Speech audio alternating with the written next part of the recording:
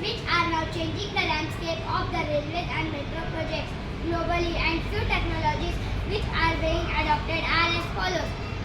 First, artificial intelligence. Railways is working on using artificial intelligence to improve its complete operational efficiency across its complete system.